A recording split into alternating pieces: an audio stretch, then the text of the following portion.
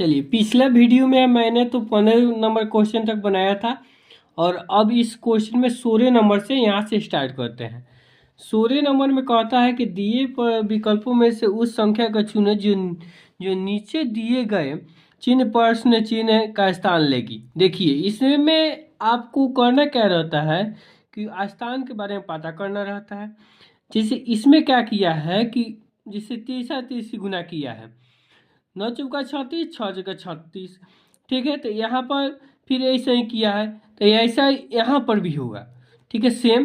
तो यहाँ पर करना क्या है, यहाँ पर आपको करना है क्या, जैसे ये वाला सेम इतना है तो यहाँ पर भी इससे करना पड़ेगा। जैसे कि ये वाला जैसे इसका रिलेशन है, जैसे इसका भी है, तो इसका भी वैसे ही है, इसका भी वैसे ही है, तो इसको भी वैसे करना पड़ेगा। और इसका क्या होगा तो करेंगे तो कितना होगा, 3 नंबर के यहाँ पर करना पड़ेगा क्या, तो 9 यहाँ पर हो जाएगा, कितना हो जाएगा 10 से करेंगे तो 90 हो जाएगा कि ना।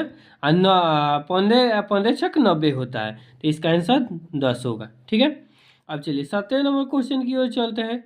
17 नंबर क्या कह रहा है, अमित राहुल से तेजी चलता है, अमित राहुल से तेज चलता है। अमित और राहुल दोनों 24 किलोमीटर चलते हैं और उनकी रफ्तार का योग 7 किलोमीटर घंटा और उनके द्वारा लिए गए समय का योग 14 घंटा है। और अमित का रफ्तार का पता लगाइए।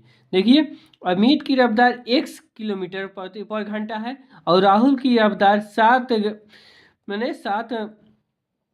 7 किलोमीटर पर घंटा है। ठीक है, तो इसको क्या करेंगे हम, 24/x कर देंगे प्लस 24/x 7 माइनस एक्स कर देंगे बराबर 14 हो जाएगा। विकल्प से लेंगे, विकल्प से ही क्वेश्चन बनेगा। ठीक है, विकल्प से 4 वाला क्वेश्चन जो सी नंबर है ये वाला लेंगे 4 किलोमीटर का।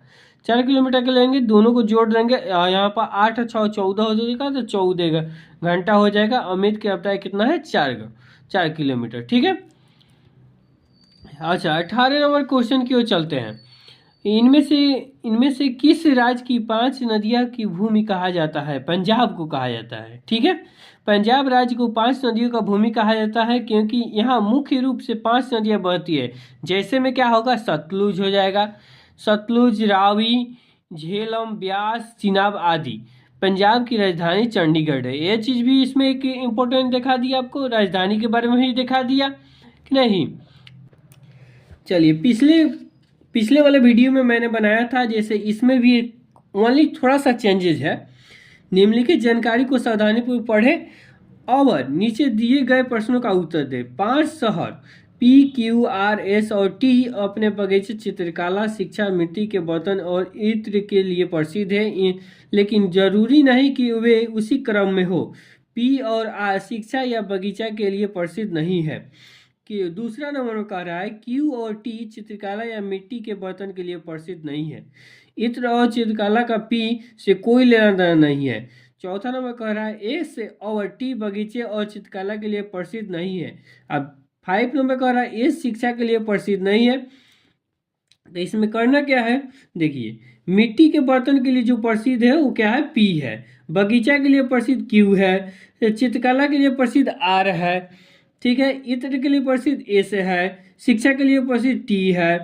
तो इसमें देखिए, तो इसमें क्या कह रहा है, गलत तरीके से मिलान की गई जोड़ी का चयन कीजिए। ठीक है, तो गलत तरीके से कह रहा है तो T, तो यहाँ पर कह रहा है क्या चीज, तो S और T बगीचा और चित्रकला के लिए प्रसिद्ध नहीं है। ठीक है, और यहाँ पर Q और T चित्रकला और मिट्टी के बर्तन के लिए प्रसिद्ध नहीं है, तो ये T होगा इत्र के लिए, जो गलत है। इसमें माना जाएगा C नंबर आंसर। चलिए आगे बढ़ते हैं। पल्लव राजवंश का स्थापक कौन था, सिम्हा विष्णु। सिम्हा विष्णु जो थे वो पल्लव राजवंश का स्थापक थे। और आगे बढ़ते हैं। एक 280 मीटर लंबी ट्रेन 63 किलोमीटर घंटा की गति से चल रही है, कितने सेकंड में यह पेड़ को पार कर जाएगी। यहाँ से चलिए, बहुत अच्छा क्वेश्चन है, ये पूछ सकता है क्वेश्चन, इसको VVI लगा लीजिए आप लोग, VVI। ठीक है, तो इसको बनाना कैसे है, देखिए, इसको बनाने के लिए बहुत आसान तरीका है। ये फॉर्मूला होता है 5/18, ठीक है। ये हर क्वेश्चन में लागू होता है। तो यहाँ पर 280 बटा कर देंगे और 63 जो दिया है 63 यहाँ पर दे देगा गुना 5/18 कर देंगे, तो इसको कटाएंगे तो 16 सेकेंड आएगा, ठीक है। तो 16 सेकेंड इसमें मार देंगे आंसर, ये नंबर आंसर होगा। चलिए अब विषम बताना है इसमें। देखिए कह रहा है क्या कि यही 5 5 10 हो गया कि नहीं, हाई हो गया 5। देखिए 2 2 और 3 और 5 कितना हो गया, 2 3 5 कितना हो गया, 10 हो गया। आई 4 और 5 9 हो गया कि नहीं, और उसके बाद में आई हो जाएगा 2 5 और 4 9 हो जाएगा, और 7 2 9 हो जाएगा। तो इसमें विषम क्या है, यही ना अंतर अलग है। तो ठीक है, अब चलिए आगे क्वेश्चन के। तो राज्य का दर्जा हासिल करने वाला 25वां भारतीय राज्य कौन सा है, गोवा। गोवा होगा इसका आंसर सही। इसमें देखिए क्या कह रहा है, राज्य का दर्जा हासिल करने वाला 25वां भारतीय राज्य गोवा है, जिसे 26वें संविधान संशोधन अधिनियम 1987 के द्वारा राज्य का दर्जा प्राप्त हुआ था। क्षेत्रफल की दृष्टि से यह भारत का सबसे छोटा राज्य है, ठीक है। एक चीज यहाँ पर याद रखिए, देखिए यहाँ पर देखा दिया है क्षेत्रफल से दृष्टि से सबसे छोटा राज्य कौन सा है, तो गोवा, ये भी क्वेश्चन है। चलिए अब आगे बढ़ते हैं।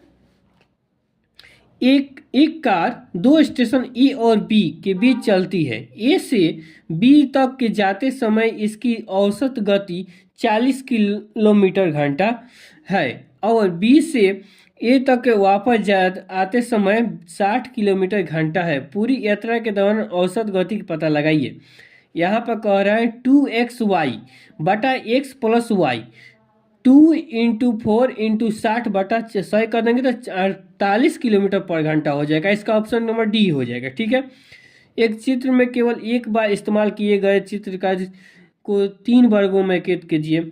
तो इसमें होगा ए वाला होगा, ए नंबर ऑप्शन होगा, जैसे ए हो गया 6 वाला, फिर होगा 6 हो गया, उसके बाद 7 हो जाएगा, 7 नंबर। ऐसे ही मैंने इसमें खोज को आप लोग को देख लेना है, बैठा देना है, इसमें कुछ नहीं करना है।